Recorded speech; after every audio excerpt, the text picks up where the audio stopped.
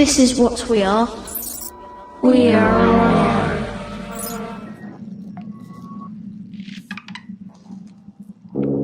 Let's have a think about the metaphors we are using to understand the internet.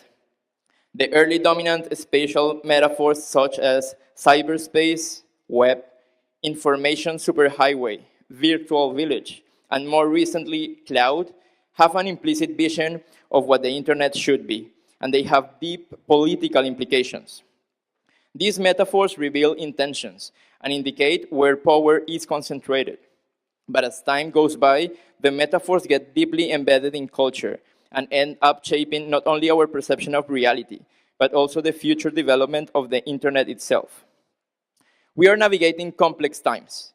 It is mandatory to question and constantly examine the dominant metaphors and narratives to determine if they are reflecting properly the realities of the internet, because like many other technologies, the internet is not good or bad. It just reflects who we are as humans. So, in order to navigate these complex imaginary geographies, we also need to decide the best possible direction for them.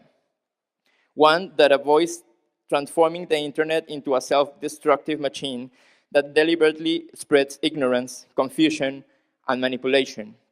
As a hint, I recommend you to Google acknowledgology. Okay, so the no place, the utopia, where we should be heading, was defined 5 years ago by the English social philosopher Thomas More and branded as a concept that we shall now claim from the past, utopia. Today, utopia could be more than a singular fantasy or contemporary dream.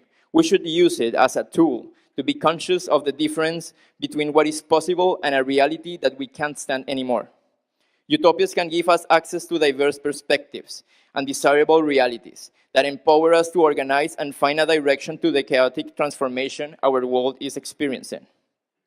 We should acknowledge our status as utopian animals and remember that it is our collective imagination that defines reality and creates the cities, political systems, and even the algorithms that shape our decisions.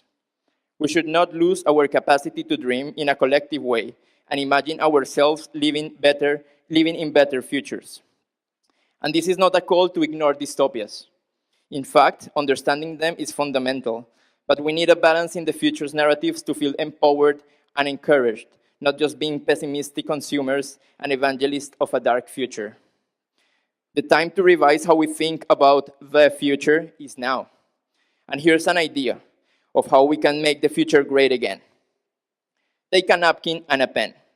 Draw a dot and 3 lines that escape from it. Label each line with one of the following ways of thinking: long-term, critical, and planetary. Now you have a canvas, a mental space to cultivate freedom and enjoy creating do-it-yourself utopias.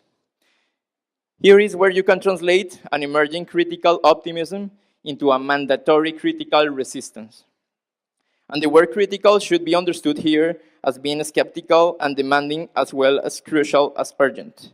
We need to question, stop, and break the algorithmic, mental, and physical Berlin walls being built around and between us. Recently, there have been accelerating examples of the impact of collective dreams that are fueled by the internet. The Women's March movement mobilized more than 5 million people around the globe, sending out the message that women's rights are human rights. The Casa Nostra, Casa Vostra, Our House is Your House campaign organized the biggest protest in Europe against the obsolete policies about borders and refugees. And both of them, protagonists of both of these projects are here in IAM Weekend 17. So, the influence of these examples of internet age resistance goes way beyond the streets. It is augmented by the digital platforms we use every day. As social media theorist Nathan Jurgensen writes in an essay about digital dualism and the fallacy of web objectivity, quotes, "Our augmented reality is one where the politics, structures, and inequalities of the physical world are part of the very essence of the digital domain." So, it is time to accept that we live in a post-dichotomy age. The online-offline metaphor is not valid anymore, and the consequences are huge. Just think about the corporations monetizing clicks and apparently banal behaviors that has concentrated unthinkable amounts of power in companies as Google or Facebook. We need to question the dominant business model of the internet, understand how it works, and how to use it instead of being used by those currently defining the metaphors. What if there was a massive click strike? And maybe, just maybe, for one day, millions of users didn't like posts on Facebook. What if? So, the call here is to get political as we all get digital. If politics is basically about the distribution of power, there is a lot that we can apply from how digital networks work. Most institutions, models, and frameworks we use to operate our societies today were cultivated in a very different time and for different functions. It is time for us to imagine, cultivate, and invent what happens next. Let's demand better metaphors.